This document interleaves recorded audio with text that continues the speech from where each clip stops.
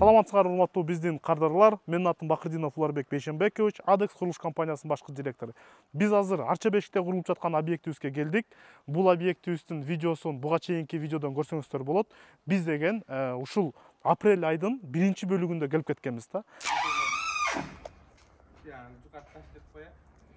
Ал эми курулуш иштерин болсо биз договор боюнча, келишим боюнча марттын 10-унан баштамакпыз, бирок погодага байланыштуу биз ошол марттын 15-тери менен 20-лары менен баштаганбыз да. Анан бүгүнкү күндө болсо 2 майда биз объектибизде кайсыл деңгээлге жетип калган экенин силерге көрсөтүп түшүндүрүп берели дедик. Ана эмесе биз менен болуңуздар.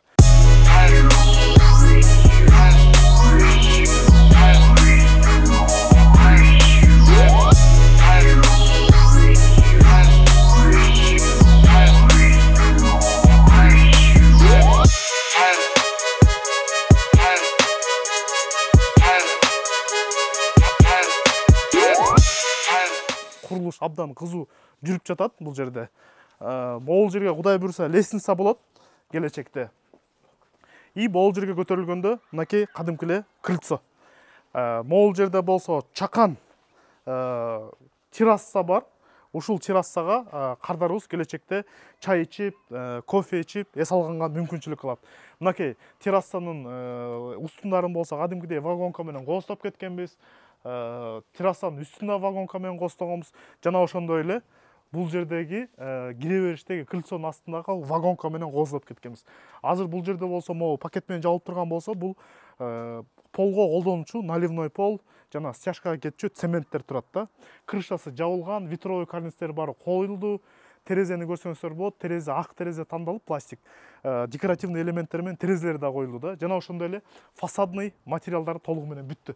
Ана эмесе эми жүрүңүздөр ичин көрөлү. Биз террасадан негизги крыльцого келебиз бул жерден. И негизги крыльцодон болсо бисмилла деп үйдүн ичине кирип кетсек болот. Мынакей ушул жерде чоң кара брондолгон темир эшик турат. Бул эшик болсо буйруса келечекте ушул жерге тагылат. Мынакей көрсөңүздөр болот. Ар бир кардарыбыз өзү тандайт эшикти.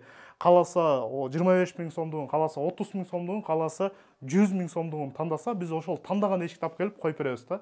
Андан кийин мына крыльцого киргенден кийин, прихожкага киргенден кийин, прихожка абдан кенен, ушул жерге бут кийим чечесиз, курткаңызды чечесиз, жана ошондой эле ушул жерде мондой болгон электро щит турат да. Ушул жерде автомат турат. Мынакей көрдүңүздөр, ар бир точканын электромонтажы ушул жерге келген дагы, могул жерде көрсөңүздөр болот. Көрдүңүзбү? Гипс родбанд менен бекитилген. Себебинде биз могул жерге мондой чоң кылып туруп, боштомдук кылып пенополистиролду тазалайбыз дагы. Ал жерге болсо гипс менен бул электромонтажды гипске отургузабыз да. Чтобы электромонтаждын проводдору эч бир пенополистирол менен же болбосо тактай менен түздөн түз карым катнашы жок болсун деп да. Ал эми бул жеринде болсо металлический пластина турат. И бунун эки жак бетинен болсо гипсокартон чапталат дагы, ошондо бул изолированный калкылат. Мынакей ушул эле прихожкадан биз чатырга чыгып кеткенге мүмкүнчүлүк алабыз. Бул жерде атайын люк турат. Ошол люктан чатырга кириш керек болсо, чатырга кирип кетсе болот.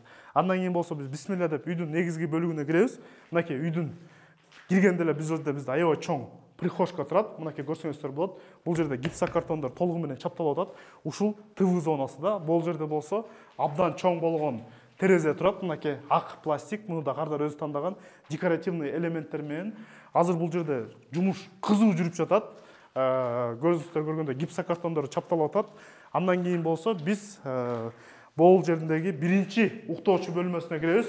Мынакей бул уктоочу бөлмөсү. Бул жерде толугу менен гипсокартон чапталган, утепление бүткөн, потолоктогу утеплениеси бүткөн. Андан кийин болсо биз бияк бетине өтсөк, могул жери болсо өзүнчө коридор зона болуп туруп бөлүнгөн дагы. Ушул зонадан анан биз негизги санузулга кирсек болот. Мынакей биз азыр санузулга кирдик. Мынакей көрдүңүздөр. Азыр гипсокартонду чаптоо иштери именно ушул санузулда жүрүп жатат да. Бул жерде влагостойкий гипсокартон чапталып атат. Көрсөңүздөр, санузул абдан кенен. Негизи мүмкүнчүлүгүңүз бар болсо, участок позволяет этсе, участок мүмкүнчүлүк берсе, санузулду абдан кенен кылган жакшы да. Себебинде бул жерге кенен ванна баткыдай болот, буюрса кенен унитаз баткыдай болот, жана ошондой эле стиралка, жана башка стиралка, сушилка, эгерде сиз жана үтүктөйм десеңиз, үтүктү койгонго баардыгы кенен батып, сиз колдонууда эч бир кыйналбагандай болосуз да. Андан кийин болсо дагы бир уктоочу бөлмөсү бар. Бул жерде экинчи уктоочу бөлмө. Бул уже ата эненин уктоочу бөлмөсү. Мынакей көрдүңүздөр, огородко чыгат. Бул күн батыш, күн чыгыш жагы, калп айтам, күн чыгыш жагы. Анан ушул эле спальный комнатада, уктоочу бөлмөдө мастер спальня деп коет. Бул жерде экинчи санузел бар да. Мынакей. Бул үйдүн ээсине жеке өзү колдонгонго санузел бар. Кудай буюрса бул жерге дагы гипсокартон чапталат дагы. Гипсокартон үстүнөн кафель орнотулуп кете берет. Мынакей. Бул гипсокартон чапталды. Дагы бир жолу баса белгилейм. Көрдүңүздөр, электромонтаж, металлический пластина. Пластинанын эки жак бетинде гипсокартон. Анан кийин келип туруп, могу жетпей туруп, могул жерден бүт родбанд менен отургузулгандагы бул электромонтаж пенополистирол менен эч тиешеси жок. Мынакей, биз азыр эки спальный комнатаны көрдүк. Жана бул жерде дагы бир детский комната бар. Мынакей. Бүт терезелер тең ат поло кеткен. Өзүңүздөр көрсөңүздөр болот. Бул ат поло кеткенди ар бир кардар өзү тандайт. Кааласаңыз бул жерден терезе чыксын дейсиз, кааласаңыз ат поло кетсин дейсиз. Ошону ар бир клиент өзү тандайт.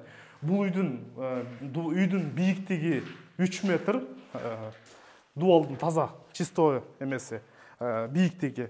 Мынакей биз 3 спальняны көрдүк, 1 санузелду көрдүк. Жана ошондой эле конок тозуучу бөлмөгө кирели. Мынакей бул абдан чоң эле конок тозуучу бөлмө. Аябай терезелери көп, жарык болсун деп сөйдөндөбү участок тар.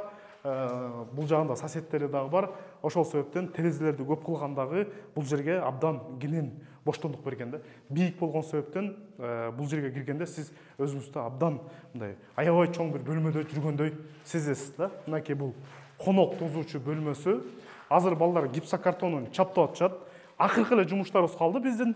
Гипсокартонду чаптамай, жана анын үстүнө шпаклевка тартып, бул жерге наливной пол куюп кетмей. Ар бир үйдө эмне болуш керек? Ар бир үйдө баарыбыз билгендей кухня болуш керек.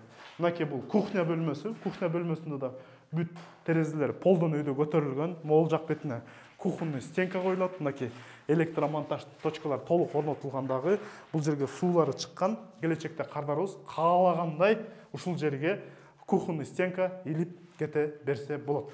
Ошол эле кухнядан биз кайра мынтип туруп биринчи келген террасага чыгып кетсек болот. Мынакей. Бул жерде болсо өзүңүздөр көргөндөй күн батып жатканда кардарыбыз шашпай чай ичип отурганга мүмкүнчүлүк алат да.